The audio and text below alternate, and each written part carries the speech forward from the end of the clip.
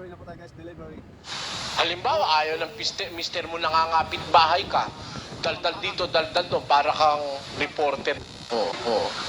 Talaga meron ng babaeng ganun, walang tigil ang bibig. Kaya sabi, mag-aral tumahimik na may buong pagkapasakop. Paano pagpapasakop? Pasasakop ka sa iyong asawa. Kaya ako sa iglesyang nasa Biblia, bawal ang under eh. Disaya. Bawal mang under. Yung under disayang lalaki, walang kaligtasan yun. Impyerno pupuntahan nun. Kasi binabaliktad mo yung kapangyarihan ng Diyos eh. Sabi ng Diyos, ang babae sa ilalim ng puder ng lalaki. Tingnan ninyo si Eva, bakit siya kumain ng bawal?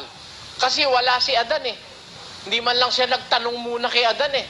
Ang ginawa, kumain na. Nagsariling kalooban na si Eva. Hindi na nagkonsulta sa asawa. Alam niyo, ang isang mabuting pamilya, ang babae, pasasakop, bibili ka ng rep.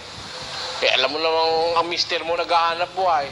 Dear, kasi yung mga bata, sana may baon lagi. Gusto ko sana bumili tayo ng rep. Magkano ba ikahulog isang buwan?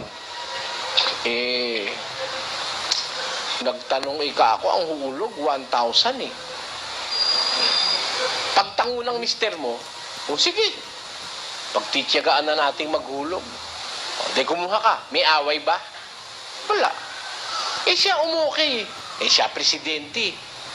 Pag okay na presidente, okay na sa vice president. Di ba? Sino ba presidente?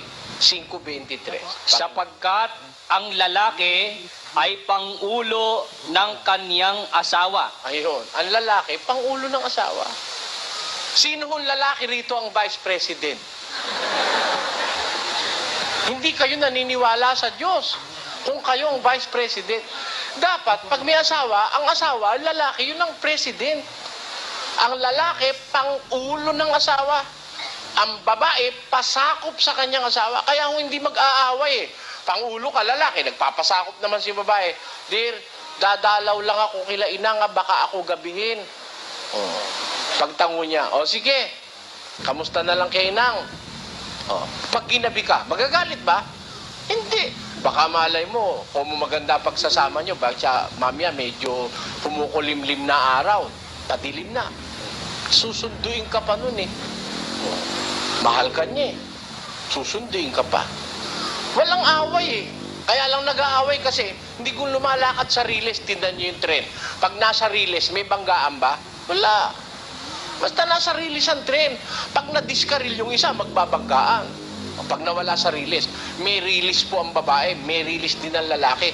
Parehong makakalakad kayo, smooth na hindi madidisgrasya ang kahit na sino. Ngayon, bakit may disgrasya? Na-disgrasya yung mga anak, napabayaan, naging drug addict. Napabayaan yung mga anak, naging sugarol, naging standby, naging palaboy na lansangan. Bakit? May hindi lumalakad sa rilis yung mag-asawa eh. Ha? Pag lalo na may mag-asawa kayo, anak lang ng anak. Lalo may mga booking.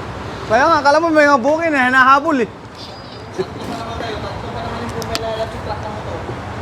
Ha?